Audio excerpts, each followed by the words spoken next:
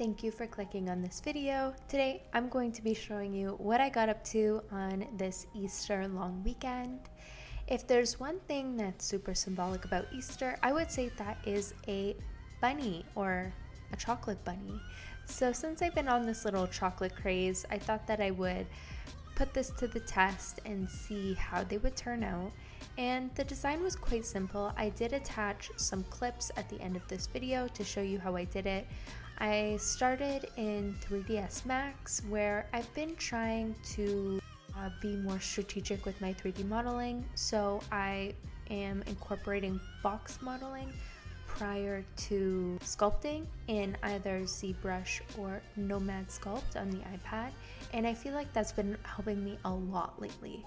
I think over the year of learning 3D modeling, I have really come to find out that perfecting your workflow is of the highest importance. Although it takes some time to find your flow, it really helps you in the long run. If you've seen in previous videos, I am now vacuum forming these bunnies, and the process is really simple. You just heat up the PET sheet and then the machine will let you know when it's ready for forming. And as you can see, it's captured quite a bit of detail. It doesn't work as well if you add too much on the bed. I found that 4 of these prints were optimal because when I put a 5th one in the center, there were some imperfections. So it's super simple. You can create a mold within 5 minutes. I'm not sure what other people think, but I truly believe that 3D printing's biggest superpower is the ability to create an object from a file and be able to make a mold from that and make duplicates a lot faster than you would for printing. As many of you know, if you are into 3D printing, it takes a lot of time to create a single object, especially if it's big.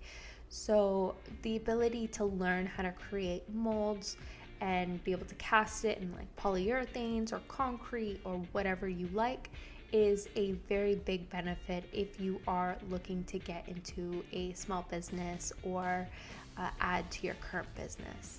So after creating the mold, I melted some chocolate that is specifically for molding, so I find that this works the best. It has this nice shiny sheen to it at the end, which is definitely nice. It looks really crisp and it's actually really yummy, so it's definitely a plus.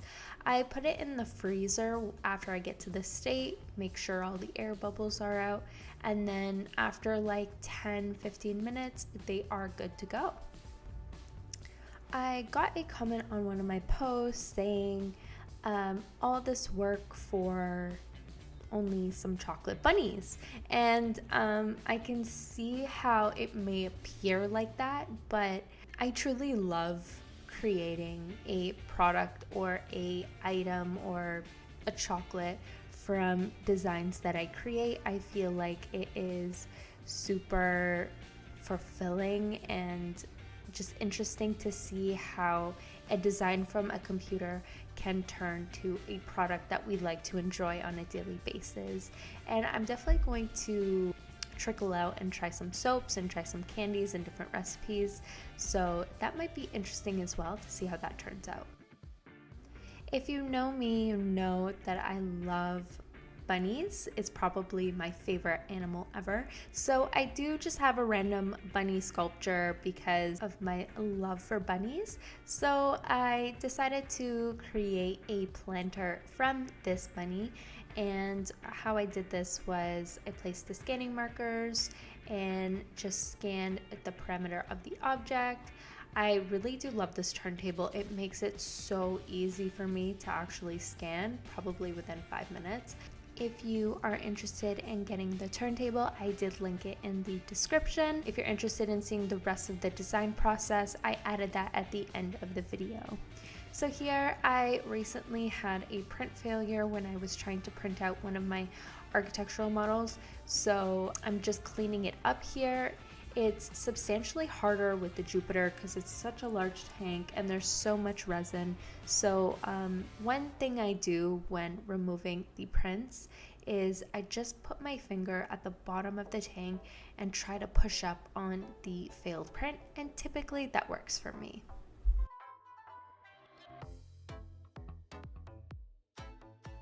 Okay, so after like 7 or 8 hours, our bunny is done. I'm so excited. I see there was a slight error. It looks like some of the supports didn't hold up on the bottom of the planter area, but it's okay. It looks a little bit lopsided, but I think I can sand it down. It should be fine. But let me remove it and show you what I mean. So you can see over here, I had it on a little bit of an angle. It is hollowed out and it does have a drain hole. So I was a little bit worried about it being flat on the build plate since it has a drain hole. I wasn't sure how the suction was going to react, but it looks like this is pretty much considered a failure. Oh boy. So the supports came off quite easy, just in one go. I hollowed it out on the bottom so it would be easier to clean. No traps of resin in there. And the supports over here are pretty easy to get out as well. So here is our little bunny planter. So cute. And it actually does look like it turned out okay. Here, like I said before, it did encounter a fail, but it's okay because that is not really the main prominent feature anyway, so I'm not too worried about that. But yeah, so this is the result of our little planter. I'm so excited. I'm going to wash and cure it, and let's see how it looks with our little orchid. Thank you for tuning into this video. I had a lot of fun making it, and especially since it was Easter, it felt super rewarding to have something to share with my friends and family. Feel free to stay tuned to see how I created these files. I enjoyed making them so much. And if you enjoyed watching this video, I would appreciate it if you like and subscribe.